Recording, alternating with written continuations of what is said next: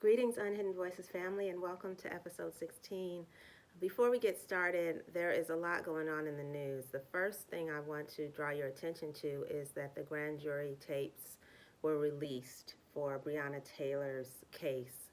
And it is clear from those tapes that the prosecutors did not even want to present all of the evidence against the murderers of Breonna Taylor. In fact, the jurors were actually asking and saying that, seeking more evidence and saying that they had time when the prosecutors were saying, oh, we don't have enough time. Sorry about that. So they rushed to judgment because they put their finger on the scale on the side of these police officers who murdered Breonna Taylor. And so I know that the news is being focused on Donald Trump and his illness with COVID-19. I've heard a lot of conspiracy theories on both sides from folks that I'm very close to who believe that, which is true, Donald Trump is a liar, and he, folks don't believe that he's actually sick. They believe that he wants to come forward with a cure and a radical announcement. But the honest truth is there is no cure for COVID-19. So, and in order for him to actually, for this conspiracy to work, then all of the people that were at the Rose wedding, that comes from the Red wedding, sorry. I actually shared that with my mom yesterday, and I was like, yeah, the Rose Garden is being called the Red Wedding. And she was like, what's the Red Wedding? And I was like, it's a Game of Thrones reference, Mom. Never mind. Anyway, all of the people who tested positive for COVID that were at that Rose Garden event to uh, put forth. Greetings, Unhidden Voices family, and welcome to episode 16. Before we get started, there is a lot going on in the news. The first thing I want to draw your attention to is that the grand jury tapes were released for Breonna Taylor's case. And it is clear from those tapes that the prosecutors did not even want to present all of the evidence against the murderers of Breonna Taylor. In fact, the jurors were actually asking and saying that, seeking more evidence and saying that they had time when the prosecutors were saying, oh, we don't have enough time. Sorry about that. So they rushed to judgment because they put their finger on the scale on the side of these police officers who murdered Breonna Taylor. And so I know that the news is being focused on Donald Trump and his illness with COVID-19. I've heard a lot of conspiracy theories on both sides from folks that I'm very close to who believe that, which is true, Donald Trump is a liar, and he, folks don't believe that he's actually sick. They believe that he wants to come forward with a cure and a radical announcement. But the honest truth is there is no cure for COVID-19. So, and in order for him to actually, for this conspiracy to work, then all of the people that were at the Rose wedding, that comes from the Red wedding, sorry. I actually shared that with my mom yesterday, and I was like, yeah, the Rose Garden is being called the Red Wedding. And she was like, what's the Red Wedding? And I was like, it's a Game of Thrones reference, Mom. Never mind. Anyway, all of the people who tested positive for COVID that were at that Rose Garden event to uh, put forth the nominee for the Supreme Court, Justice Amy Coney Barrett or something. I don't even know her name. Just goes to show that there would just have to be too many people in on it. And there's a lot of folks that actually are very close to the president because they have to do the work for the president. A lot of black people who work in the White House who have come down with and contracted COVID because the president is a selfish animal. Let's just call him that. That's just the best word I can say. Just an animal. He doesn't care about anyone else. He was aware that he had contracted the virus. He wasn't wearing a mask even in the photographs that you saw. And he continues to jeopardize people's lives. So I do believe he has a virus. My mom said, don't laugh at anyone who is sick because Can you please tell us what's your name? Dina Crowdy. Kiara Gaddy. And can you tell us like your occupation or what school you attend and describe it for us? I attend Sugar Creek Charter. And where is that? Charlotte, North Carolina. And Dina? I'm a call center representative for United Healthcare. And how long have you been doing that job? Going on 4 years now. And Kiara, what grade are you in school? I'm in 7th, going to the 8th grade. Okay.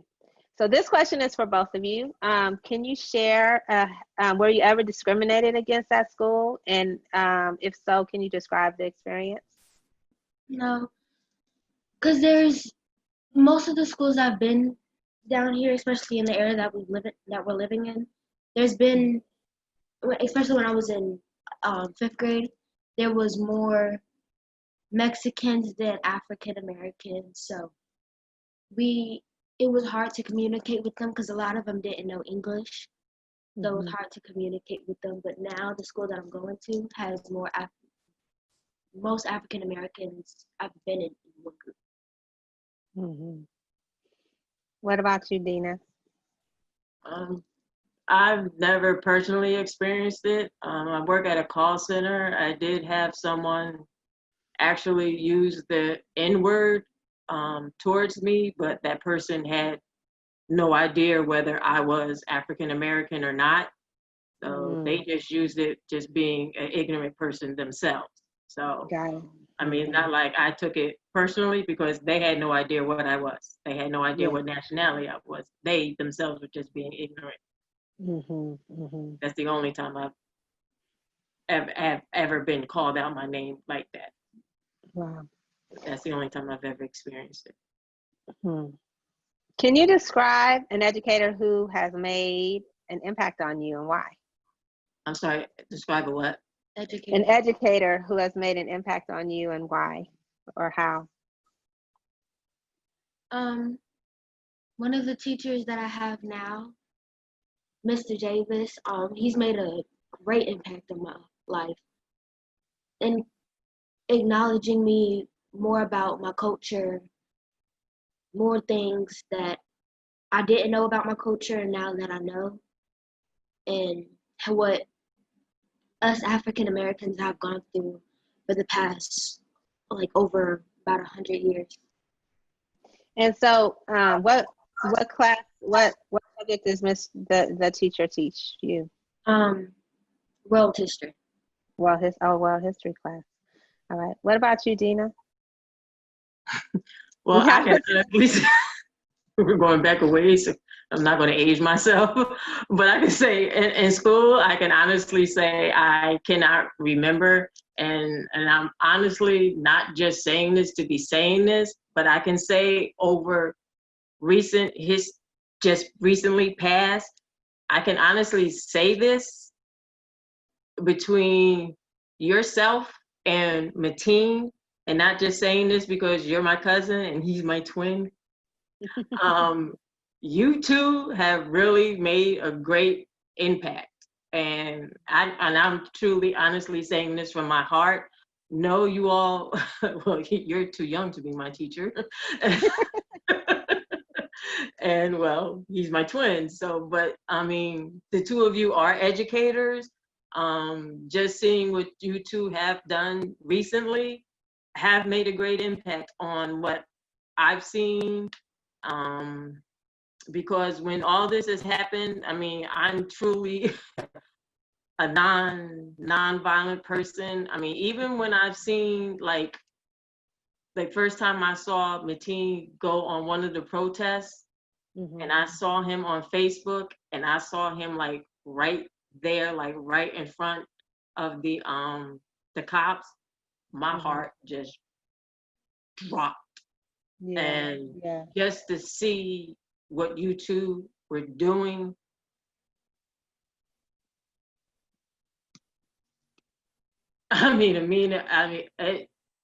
my God, it just did. It made an impact on me. Mm, Um, mm. Oh, I love you. damn. It did so much. Um, Yeah. it made, her teacher that she just spoke about, he put she saw an Instagram post that he wanted to do he did a protest. He's heard about a protest. Mhm. And I wouldn't have gone. I wouldn't have gone because like all the protests out here were just like so violent. I like Yeah. did not want to take her. I'm like, even if we wanted to go and we were just peaceful, Mhm. everybody out here is not peaceful. So even if we Yeah. want to go out there and be peaceful, doesn't mean everybody out there has the same mindset. So Yeah. like, Yeah. I'm not going to do that. I'm not going to Yeah. put my daughter in that situation. I'm not going to put myself in that situation. I'm not violent. I never had a fight in my life. I'm not going to do that. But I'm like, I have to. I'm like, I have my cousins out there. I got my brother out there, my nieces, my nephews out there. They're out there protesting. I'm like, I have to do this. I have to do this. They're out there doing this. I have to do this. And I said, Yeah. and because of you two and what you all are out there doing, I said, I got to do it. I said, I have to do this. And thank you. Oh, oh my God. This is just, you just.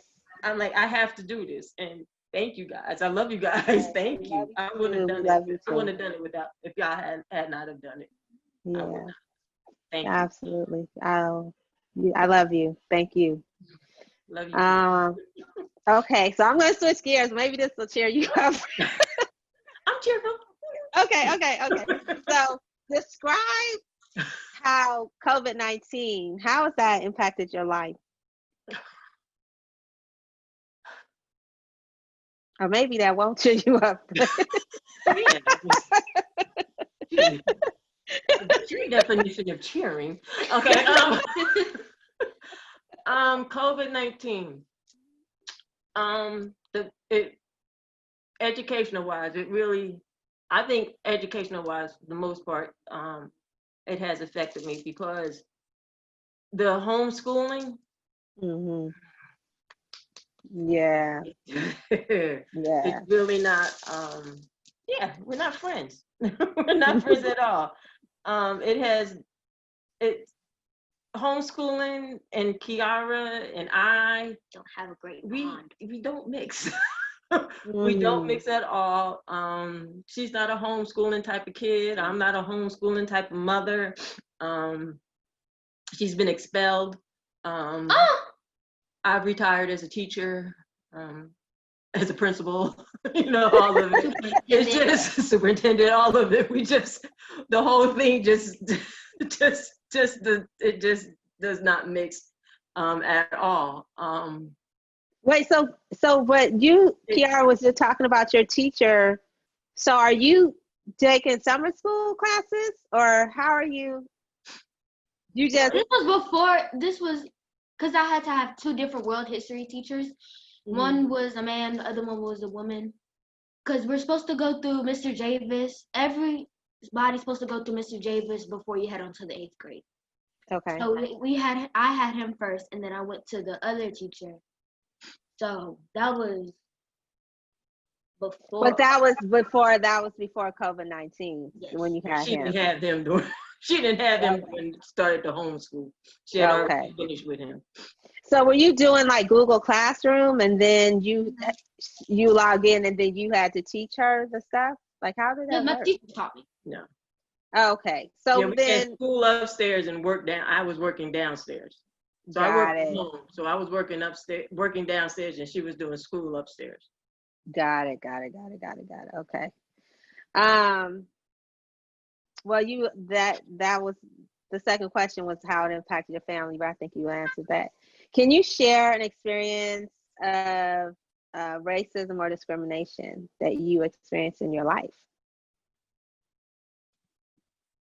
Like I said before, I've honestly never had. I wouldn't necessarily say it's racism, but from what I don't understand is why they had. So the second teacher I had for world history, she was a white woman, and what I don't understand is how was somebody who didn't have to go through what our ancestors had to go through with slavery and Just like forms of oppression, discrimination at like, discrimination and stuff like that. I don't understand how someone who didn't have to go through all that is going to teach us about our culture. That's yeah, how is somebody who doesn't have the same skin tone as us didn't have to go through about a few years of slavery and discrimination, racism, and all that. How are you going to teach us about our culture when you're not the same culture as us? You didn't have to go through what our ancestors had to go through. mm. Did you ever ask her that? No. I didn't have the courage to ask her because I felt like it would be disrespectful to ask her, so I never asked. Mm-hmm. I get it. All right. Well, how do you think racism impacts our family? It could impact us a lot because pretty sure our family, both sides of my family, my dad's side and y'all side, has gone through racism, has gone through police brutality and things like that. So probably affected our family a lot. Mm-hmm. What about you, Dina? I don't see our family standing for it. Yeah, I mean, yeah, yeah, yeah. I mean, we're like fight the power. I don't see. I don't see. Yeah. Yeah, I mean, like if something, I mean, God forbid, God forbid. I mean, this family would not be quiet. This family will Yeah. not be quiet. This family will fight tooth and nail to get justice. Yeah. It's not going to be a quiet thing. They're gonna. Well, speaking of dealing with injustice, I'm going to switch gears and start talking specifically about police brutality. So the first question I have is, did you ever specifically talk to each other about police brutality? Like did you ever, Dina, did you ever talk to Kiara about it? Or No, I haven't. And reason being because when Kiara was little, she had a fear of police Hmm. because, and I think it's because of what happened with Delore. Mm-hmm. Not because, God forbid, thank God, it wasn't a police brutality situation with the Delore, but because of the fact that Delore was locked up. Yeah. And I don't even know the whole story behind what happened with Delore. I don't think I want to know the whole story of what happened behind Delore because I don't think I can take it. Mm-hmm. Yeah, she's willing to tell me, but I don't think I'm ready to hear the whole story. Yeah. So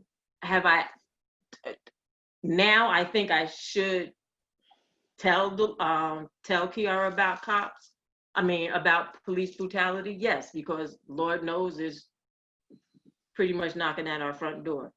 Yeah. But no, I have not had that conversation with her. So I think we need to take a step back because you talk about Delora, but I don't think you have to tell the audience who Delora is. Delora is my oldest daughter. What'd you say? My ride or die. Okay. Okay. Yes. So then I think I was interrupting you and you were going to say something else, Dina. Yeah. Delora is my oldest daughter. But I believe you're going to have an interview with her also. Yes. So I'll let Delora tell her story. But she is my oldest daughter. She was unfortunately incarcerated, I can't say that word, locked up for, Incarcerated. yes, for 8 years. And Kiara was 2 going on 3 when Delora got locked up. So there was a time when Kiara got a little older, that she was afraid of cops. I mean, just seeing them, she got afraid.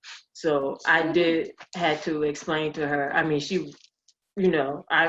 as a baby, I would had to carry her, picked her up, walked her over to the cops, and explain to her that they are not someone that you are to be afraid of. Yeah. As a baby. Unfortunately, sometimes now that is not true.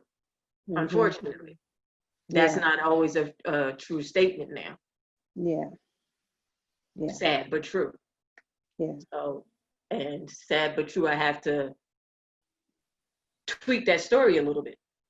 Yeah. Because sometimes that cop right there may be someone that you have to be afraid of. That's right.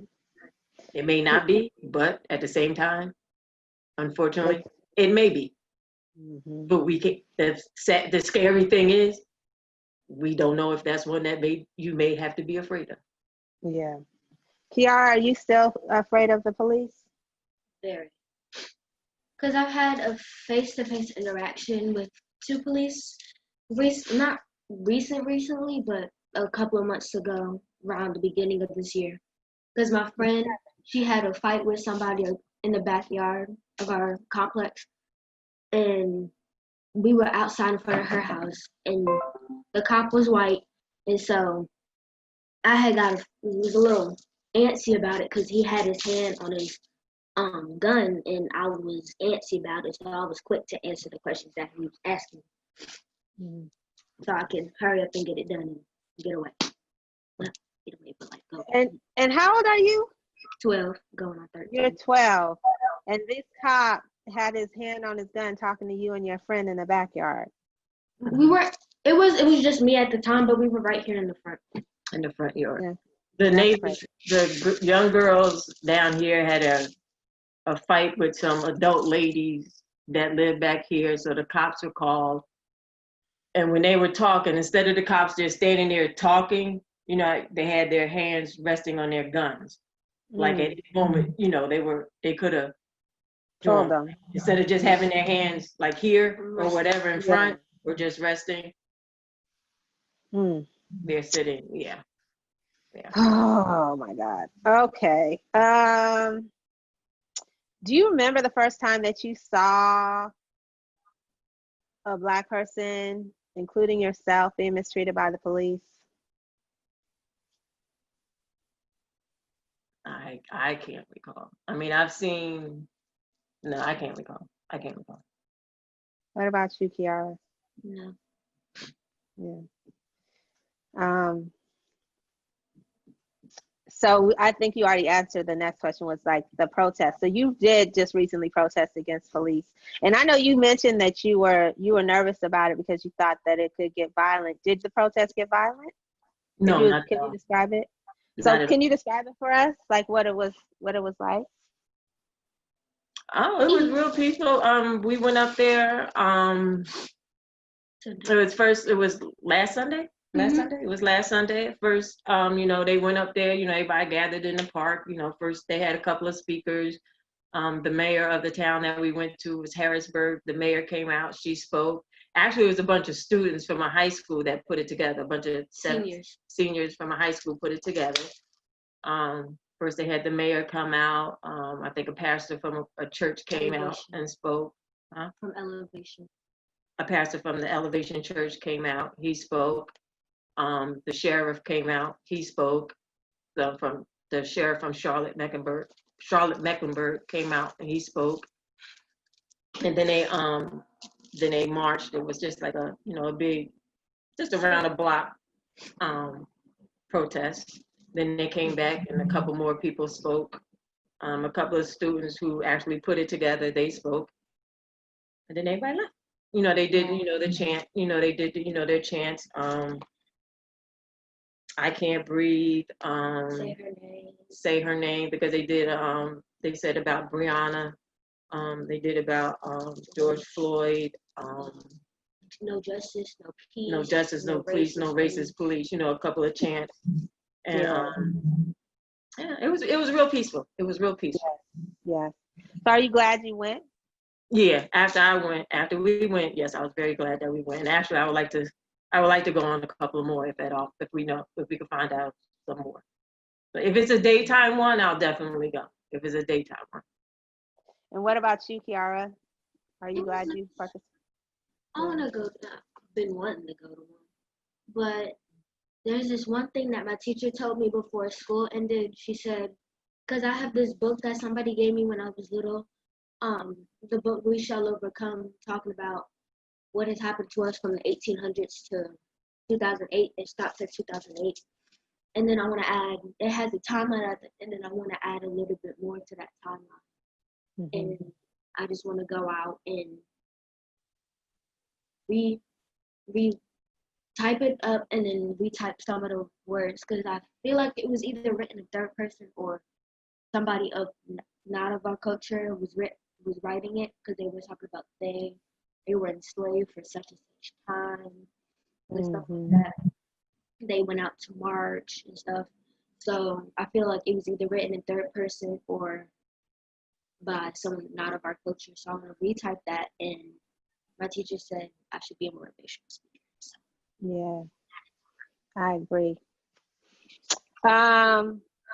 What do you think about how the police interact with the Black community? If they do, is negative. I don't see it positive at all. At all. At all. Where we live now, unfortunately, is not the greatest of neighborhoods. So anytime we see it over here is just on, being called on negatively. I mean, I've never seen them. The only time I see police is a negative situation. Yeah, yeah. It's not on like a, anything positive. Yeah. So. What about you, Kiara? Like she said, it's never a good situation. And one thing that irks my soul the most is when our kind, like, of our culture is discriminating to the same race as them. Like, you're the same race, so why are you gonna be negative towards them? You're not gonna be a leader, not a follower. Don't follow to their footsteps. Make a way to make sure that nothing is happening to your culture. Why would you even make hatred towards your own culture? You had to go through the same thing we had to go through. Yeah. And slavery and stuff like that. So what's the point? Yeah, absolutely. I feel you 100%. Okay. All right, so we're gonna switch gears a little bit and talk about our family. And so can each of you share a family memory that means a lot to you, and why does that memory stand out for you? Oh, this family has so many memories.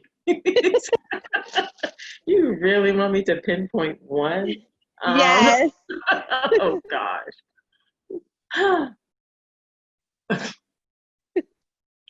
Really, Amina?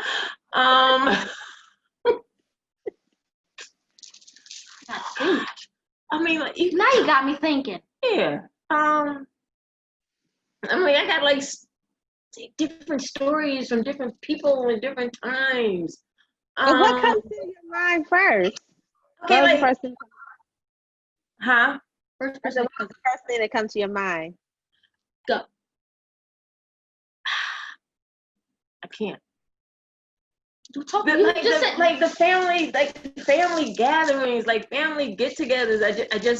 I think like the first time when I first moved down here and my first trip to Vegas, when I saw you and you came down to Vegas, that was great. That was wonderful. I don't remember. It was your I first have time to Vegas. How can you not remember? I was. Your only time to Vegas. You, Okay. little. Shelly and her pop-ups. Who did I- Yeah.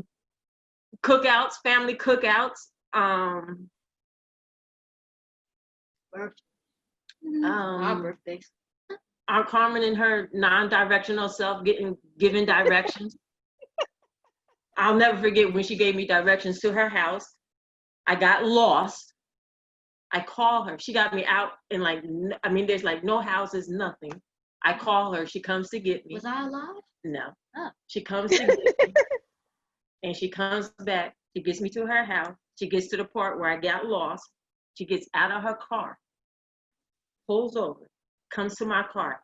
Auntie said, make a laugh, make a laugh. I said, that's a ride, that's a ride. She goes, oh, goes back to her car. Classic. Mommy's 70th birthday party with me, Mateen, and Dolores surprised her because she didn't think we'd be able to make it. We just surprised her one by one walking into the house.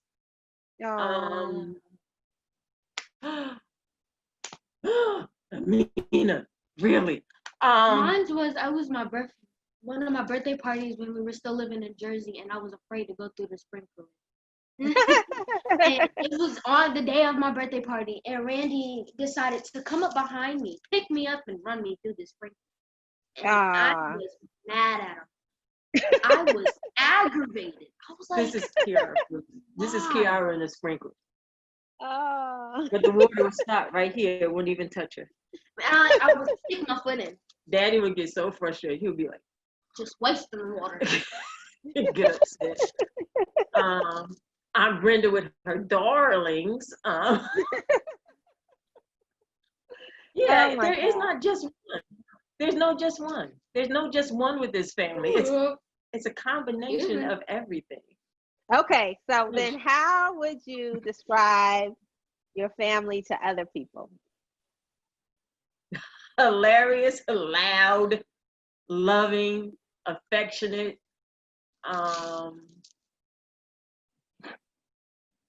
You know, pretty much everybody said we're loud. Like everybody I've interviewed said we're loud. I describe us as loud too. I know we're loud, but I mean, you know, it's just somebody funny. just to say that we're loud. We're loud. You're not related to us. We're loud. Yes, we're loud. I mean, we're loud and loving. All right, so this question you have to each answer separately. What role do you play in the family? Why do you think you play that role? And can you provide specific examples of how you play that role? I'm the designated driver because I don't drink.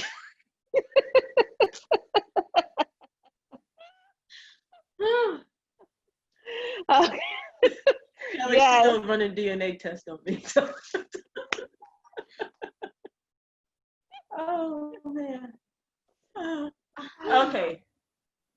The role that I play in this family. I don't know. Baby. Yeah. Well, Kiara plays the baby. She's not the baby. Technically. She is the baby of her. PJ's a baby. That's true. Well, she's a baby girl. Okay. Well, PJ's not even a baby because Zachariah is like younger than PJ. But he's a different generation. No, he's not. No. Zachariah is PJ's generation. But Kiara is my generation. Yeah. No, she's not. She's Dolores' generation. Dolores' generation. Okay, yeah. She's like Randy. So technically, Kiara's the baby of Dolores' generation, and Zachariah is the baby of Zachariah's generation. This whole family is so screwed up. That's what people get for having babies old. Okay. What role does family play in your life and why? I've always been a big family person. I'm a true believer. I'm a people person. I'm a true believer of family. Family means a lot to me.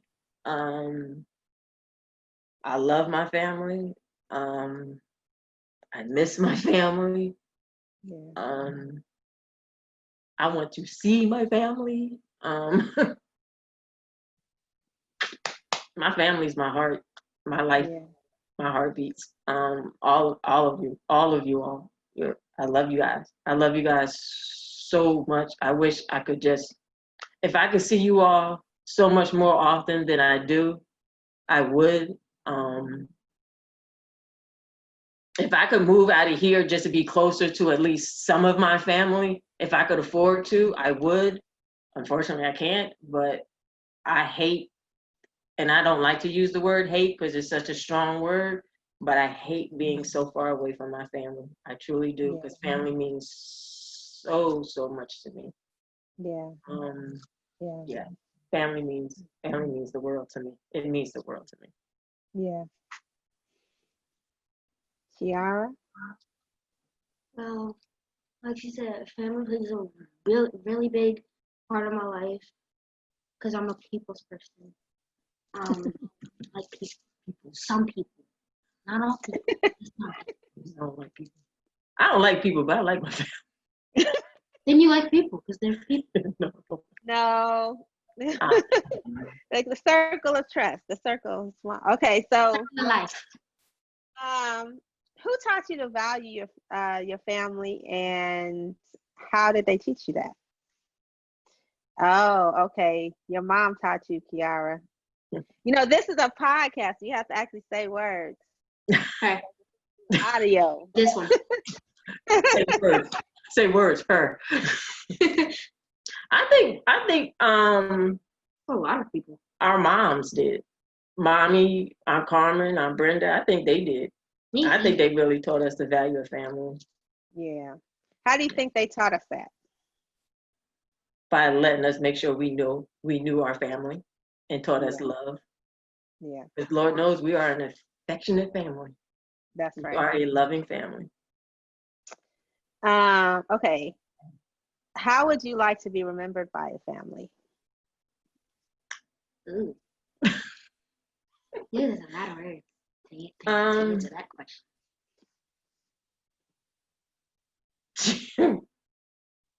That she was loving, caring, sarcastic yet funny, but she had a big Stern. heart. She had a big heart. Yeah. Funny, the go-getter, the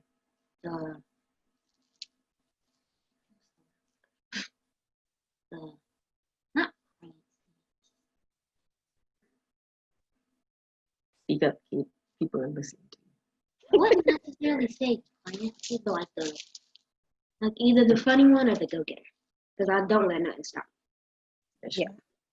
That's right. Okay. Who in the family has been your biggest teacher, and why? And share something that they taught you that you will never forget. I'll say my parents. Ow. I wish I would have listened more to my parents. As far as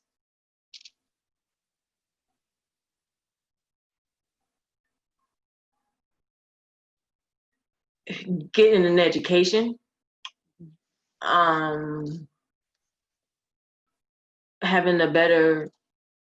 getting an education, having a career, having a more stable, secure, steady life now. I think I'm finally getting it right now. A little late in life, but hey, better late than never. Yeah, that's what's up. But I think if I would have listened more to my parents when I was younger, yeah, I would be in a much better place than where I am now. But So yeah. tell them something that they taught you that you're not gonna ever forget. Because part of what Go were we ahead. gonna say? No, go ahead. No, go. What were we gonna say? To do what I think is right. To do what I think is right. Yeah, To do what I think is right. Don't follow. To do what I think is right. yeah, Yeah. that's right. All right, Kiara, who's your biggest teacher in the family? Oh, yeah. Okay. Well, okay, one thing that we all taught you that you're not gonna forget. To follow my dreams and don't give up. Well, all right. Hallelujah. Okay, this is the last question. All right, the last question is, what do you want everyone to know about what it means to be a part of a Black family in America? I'm proud.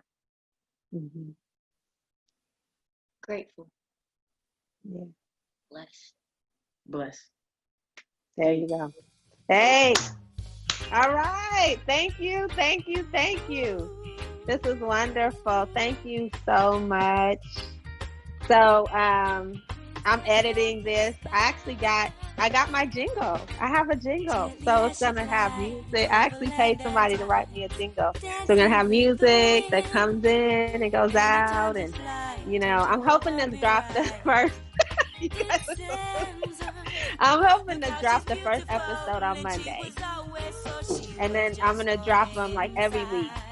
So I have to make the edits, and then next, on a Monday. But I'll let y'all know, and I'll send y'all a copy. Cool, babe. There. All right. I love you. Love you. Love you. Love you.